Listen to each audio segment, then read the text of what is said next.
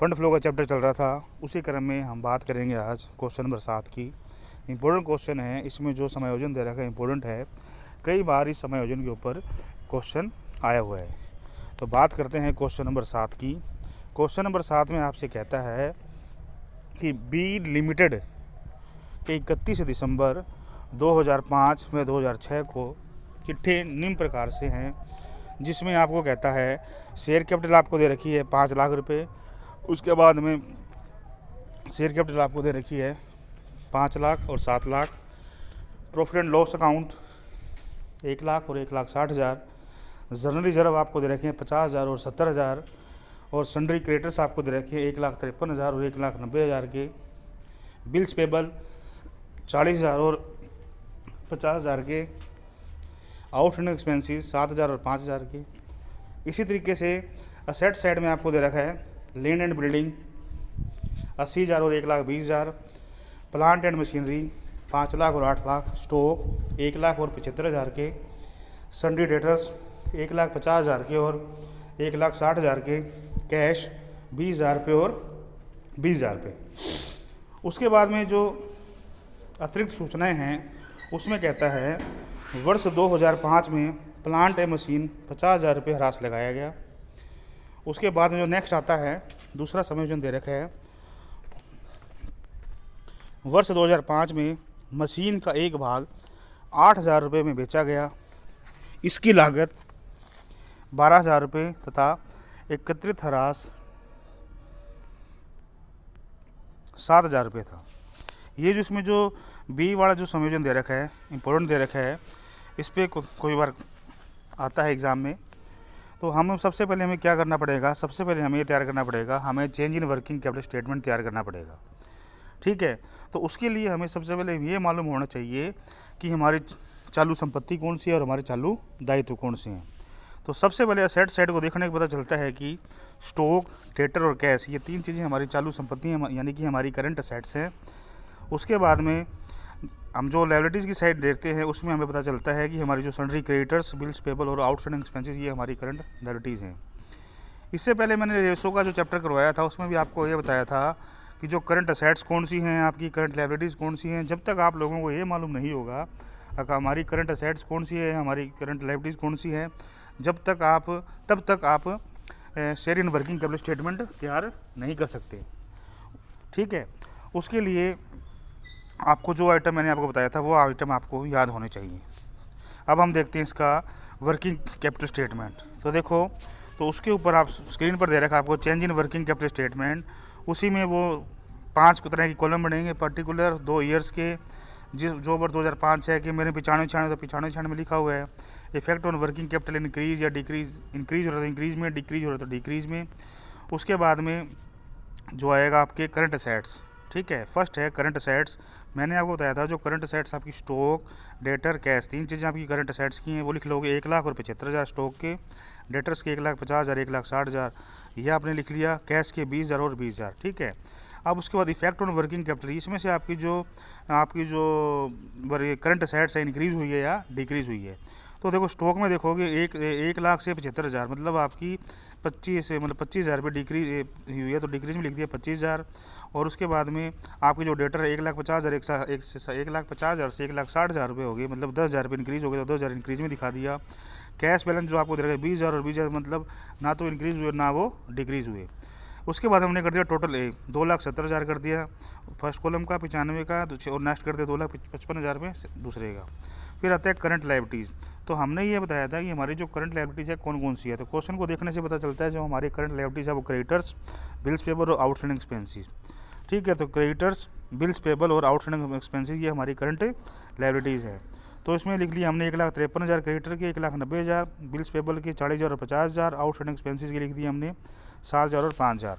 इसमें हमने देख लिया एक क्रेडिटर्स में 1,53,000 से 1,90,000 हो गया, तो इसमें देखोगे आप 37,000 रुपये क्या हो गया, डिक्रीज़ हो गया। उसके बाद 40,000 से 50,000 हो गया आपका बिल्स पेबल, इसमें देखोगे कि 10,000 रुपये आपका डिक्रीज़ हो गया। और उसके बाद में 7,000 से आउटस्टैंडिंग एक्सपेंसेस है, 7,000 से 5,000 हो गया, तो मतलब 2,000 रुपये आपका इंक्रीज़ हो गया। तो उसके बाद में कर दोगे इसका टोटल बी कर दोगे, जोड़ लगाओगे 2,45,000 रुपये।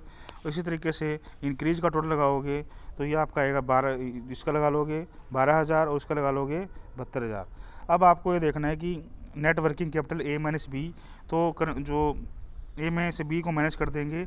2,70,000 में से 2 लाख को माइनस किया 70,000 और 2,55,000 में से 10,000 को माइनस किया, यह है 60,000। ये कर दिया 2,55,000 में से 245 माइनस किया 10,000 रुपये आ गया।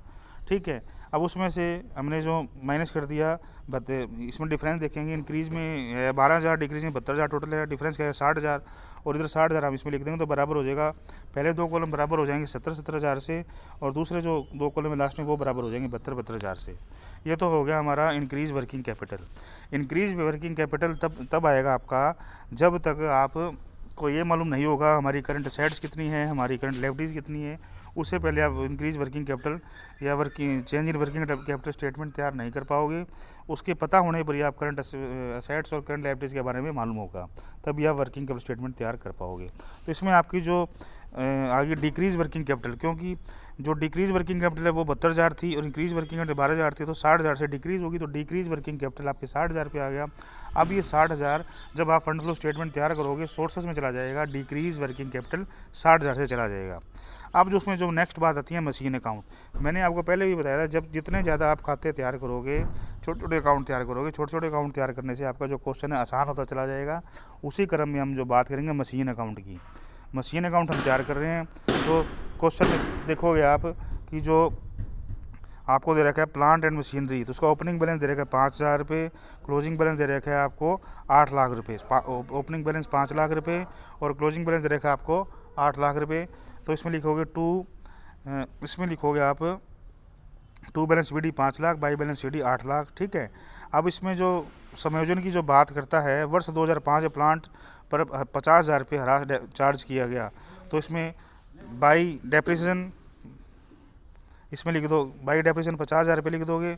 उसके बाद में कहता है नेक्स्ट जो बात करता है कि वर्ष 2005 में मशीन का एक भाग 8,000 रुपये में बेचा गया, इसकी लागत 12,000 रुपये थी और एकत्रित 7,000 रुपये था। तो इसमें आप दिखा दोगे बाई बैंक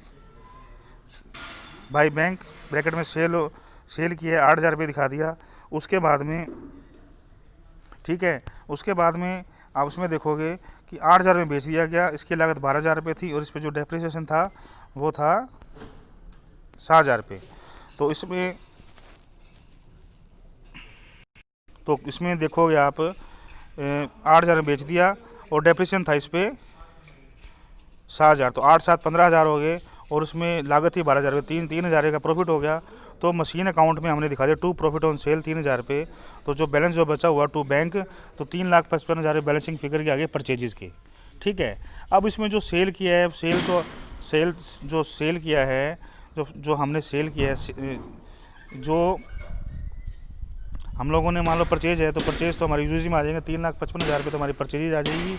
और सेल में जो हमारे हैं सेल ऑन प्लांट है जो 8,000 रुपये है वो हमारे सोर्सेज में आ जाएगी। यूजेज में जो हमारे आ जाएंगी परचेज ऑफ प्लांट 3,55,000 रुपये और जो सेल ऑफ प्लांट है 8,000 रुपये हमारी यूजेज में आ जाएगी। सॉरी, सेल ऑन प्लांट 8,000 रुपये सोर्सेज हैं, सोर्सेज में आ जाएगा और 3,55,000 रुपये हमारी जो परचेज है वो यूजेज में आ जाएगी।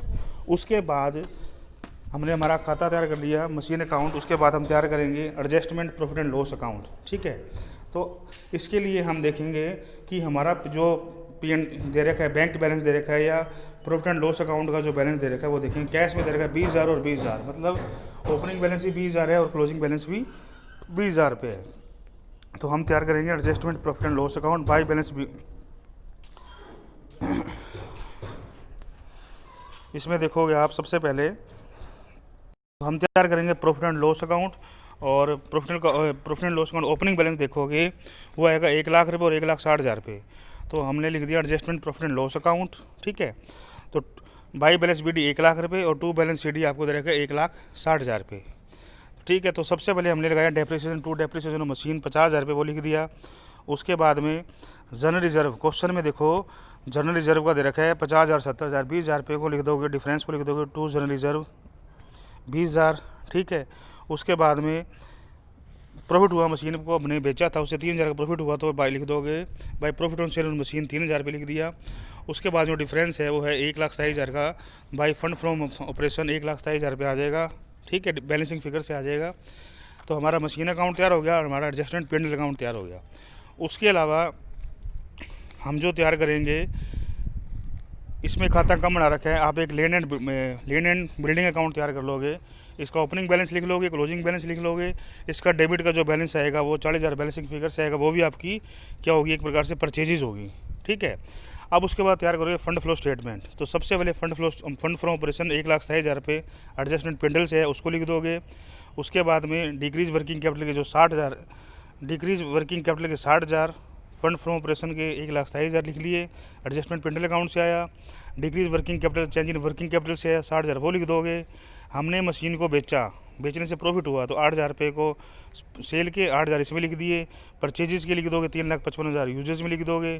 फिर उसके बाद में मशीन को हमने उसका ओपनिंग क्लोजिंग निकाल के परचेजेज आई हमारी 40,000 रुपये, तो लैंड एंड बिल्डिंग के यूजेस में 40,000 परचेजेज के आ जाएंगे। उसके बाद में शेयर कैपिटल, उसके बाद में क्वेश्चन को देखोगे आप, तो क्वेश्चन को देखना शेयर कैपिटल के उसमें आता है 5 लाख और 7, मतलब 2 लाख का समायोजन इशू कर दिए, तो सोर्सेज में लिख दोगे शेयर कैपिटल के 2 लाख रुपये। तो इस तरीके से दोनों के आप जो बैलेंस है जोड़ोगे 3,95,000 आ जाएगा, तो आपका फंड फ्लो स्टेटमेंट तैयार हो जाएगा। दूसरी बात, इस क्वेश्चन में जो इंपॉर्टेंट बात थी वो थी कि एक मशीन थी जिसका हमने कुछ हिस्सा बेच दिया और उस पर इतने का लाभ हुआ या हानि हुई, या प्रॉफिट हुआ या लॉस हुआ, उस चीज़ का हमें संयोजन करना है और उस चीज़ की हमें मशीन अकाउंट तैयार करना है, और उसका इफेक्ट परचेज का, सेल्स का, प्रॉफिट का, लॉस का कहाँ आएगा वो आपको दिखाना है। धन्यवाद।